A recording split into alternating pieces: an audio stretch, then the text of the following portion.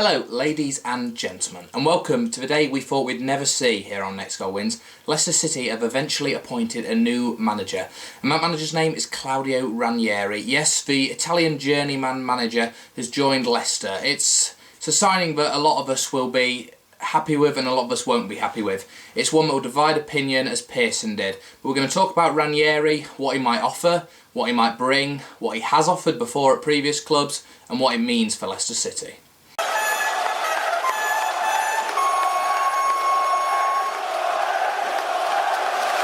So yeah, like I said, Claudio Ranieri is the new manager of Leicester City. After weeks of speculation since Pearson's sacking, double manager bets suspended on Ranieri, one on O'Neill, multiple managers being named as favourite. It's Claudio Ranieri who's ended up with the top job. Now, Ranieri, like I said, he's going to divide opinion. There's already people saying he could be the next Sven-Göran Eriksson, trying to be too much for personality, bringing in big name players. The other side of a coin, he's going to bring in big name players. He's an experienced manager. People saying he had a 0% win ratio at Greece, lost to the Faroe Islands. Other people saying he had a 50% win ratio in his whole career. So it's going to divide opinion. I mean, for me personally, I've said in one of my videos before, I'm not sure Ranieri's the man to bring the club forward. But looking at it in a lot of ways, you have to see the sense in it in some ways. He's a manager that's going to bring respect from the players, you'd hope. They've heard of him, they all know who he is. It's not Steve Cottrell, it's not someone who's going to come in and embarrass the club, you'd hope. I mean, he's managed massive teams before: Atletico Madrid, Chelsea, Valencia, Parma, Inter, Juventus, the list goes on. I mean, he's been there and he's hired players before. One thing about his career, a lot of the times he joins new clubs, he likes to stamp his authority on the club with bringing in new players. He did it at Juventus, he brought in Jacinta, he did it at other clubs, did it at Valencia, he tore apart that Rafa Benitez UEFA Cup winning team.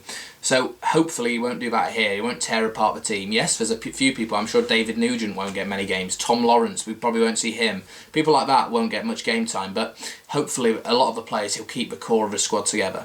He's never really had a job like Leicester before, that's something we need to talk about. Since his early days at Cagliari, he hasn't had a job like Leicester where he hasn't been expected to finish top 4 or 5 in the league. I mean, let's go through his jobs and talk about what happened at them and the rest of it. So yeah, he started off at Cagliari and he did alright at Cagliari. 31% win ratio, kept them in the division, that's all that's needed. The early 90s and late 80s he had that job. Then he moved to Napoli. Napoli again, 36% win ratio, didn't do so well there. But then got the big move for him to Fiorentina. He had 140 games at Fiorentina, 40% win ratio. He was liked in Florence, stayed there for 4 years and improved himself as a manager. Resigned from that job to take the big job at Valencia. Took over at Mestalla and wasn't really liked. He had a good first season, but the second season he got knocked out of the Champions League, knocked out of the Europa League eventually after he got knocked out of the Champions League. And the final straw, they were in 6th in La Liga when they got sacked. So after that, he went to Atletico Madrid. Atletico Madrid again, his poorest spell as manager there, 23% win ratio, winning 9, losing 18 games. So he had a very poor stint at Atletico and he was sacked by Atletico. And then next came his only stint in the Premier League thus far. The big one we all know about is Chelsea career. His most ever games as a manager at a club, nearly reaching 200, 199 games. Brilliant win percentage there, 53%. This is pre-Abramovich, this is pre-billion-pound money. He got the Abramovich in by getting them into the Champions League. He finished second in the league with Chelsea and really pushed above with him. He's still liked at Chelsea, they appreciate what he did for their club and feel he was hardly done by to get sacked. But he went for Valencia his second stint. This is where he came after Rafa Benitez had just won La Liga and the Europa League as it is now, the UEFA Cup then, and put him in the Champions League. Didn't go well the second time and he got sacked after the first season, during his first season after they went out of the Champions League.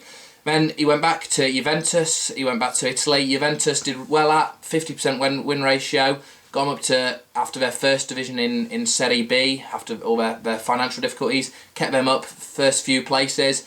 Then Roma again, not too bad, 55%. Inter, 55%. Monaco, he got them up from Division 2 in France and finished second in Ligue 1 with them. And obviously Greece, his last one, where he had a 0% win ratio, which isn't good really, but a 46% win ratio in his career. Now a lot of people saying he's had 13 managerial jobs and he's been sacked from a lot of them, 7 of them to be precise. And he's been sacked from a lot of them because he's underachieved for level of a club, but we can't look at it as that level. I mean, a 50% win ratio at Leicester's huge, that keeps us in the Premiership, and he's never been relegated as a manager. And obviously a lot of those teams you'd never expect to get relegated, but he's never been relegated as a manager. And you'd hope he's never going to get relegated with Leicester. I mean, Leicester are a lot like Monaco in a lot of senses, that we're a club who've just come up from a second division, who have got money that we can build on. And he's got the famous name of Tinker Man because he likes to dabble with things. He's kind of a media favourite despite being a bit quiet. His English could be a problem. It's a bit broken English from his times at Chelsea, but hopefully that'll improve and hopefully he'll push on at Leicester. Like I said, hopefully he won't bring in too many players, but one player who could be really important to it is Esteban Cambiasso. Now Cambiasso, we don't know what his relationship was like with Ranieri at Inter, but at Inter he played every game under Ranieri, so it's not like he didn't play. He played every game under Ranieri. Hopefully Cambiasso stayed now. Ranieri stayed, if rumours are to be true that he's staying depending on the manager. So hopefully that'll happen. Cambiasso will stay, put pen to paper. People like Kante want to join now of Ranieri, and we can attract some players who want to join. So long as it's not too many players that are the wrong types of players who want to come and disrupt the whole team unity we had in those last games last season. No matter what, we're all going to get behind him. I think Ranieri is pros. He'll bring players to the club. He'll bring a winning mentality from his career. He'll win the media. That's one of his pros. The media will have a lot of attention on Leicester, unlike last season. His negatives, though, he could disrupt the team. Could be too much for personality. And his recent record isn't great with Greece. I mean, losing to the Faroe Islands at home is their most embarrassing defeat. Let's look at Ranieri's honours then as a manager. He's won Serie C with Cagliari when he was there. He's won the Coppa Italia Serie C when he was at Cagliari. Fiorentina, he won Serie B, won the Coppa Italia, the Cup and the Supercoppa Italia. Valencia the first time, won the Copa del Rey, Spanish Cup, the UEFA Super Cup when he came back the second spell, and the Intertoto Cup in his first spell. And then at Monaco he won League Two, so he's never won a first division. But obviously at Leicester we haven't got aspirations to win a first division, no matter how deluded some people may be. We haven't got aspirations to be a title challenging team, especially not next season. Maybe down the line we have, but not next season. And Ranieri hopefully will install a kind of mentality in the team that we play the right way. I mean, his football isn't bad. He plays kind of good style of football. He's not negative, despite his Italian roots. Yes, it's based on defence, but he does play a nice style of football. So I think the style of football will be okay. I think he'll keep to the 3 at the back or the 5 at the back, whatever you want to call it, formation, which hopefully won't change. There's certain people I can see staying definitely now. Like I said, hopefully Cambiasso will sign. People like Schmeichel you think will want to stay. There's a few people who might definitely leave now. Like I said, Nugent, your Tom Lawrence, people like that who just don't think they'll get game time. But, you know, it'll be interesting now the rest of the transfer window with Ranieri in place. I think the last thing we want, though, all of us, is for Ranieri to fail and to be one of these foreign import managers who goes downhill. But hopefully, he won't be, and he can bring that club to the next level. I mean, he's managed a lot of big names before, big personalities. That Valencia team he joined into was the best team in Spain at the time and one of the best teams in world football at the time. So it's not like he's never managed big personalities. And hopefully when he manages a team like Leicester, which is a completely new challenge for him before, I mean, since, like I said, his days at Cagliari, he hasn't managed a team like Leicester who aren't expected to win leagues and push on to be this massive club. So for him, a 50% win ratio at Leicester would be brilliant, and for Leicester fans, a 50% win ratio would be brilliant. I just hope the fans get behind him. If there's a loss in the first few games, I hope that we don't turn on him just because it's not Pearson or not one of our own. We have to stick by him because at the end of the day he's our manager now, and we have to get behind him. There's no point thinking about Pearson. This is a new era in the life of Leicester City Football Club. Hopefully one that will stay for a few years. I mean, yes, he's 63, Ranieri. We can't look past that. He's probably only going to have a few good years left in him, but a few good years of Premier League, I'm sure we'd all take that.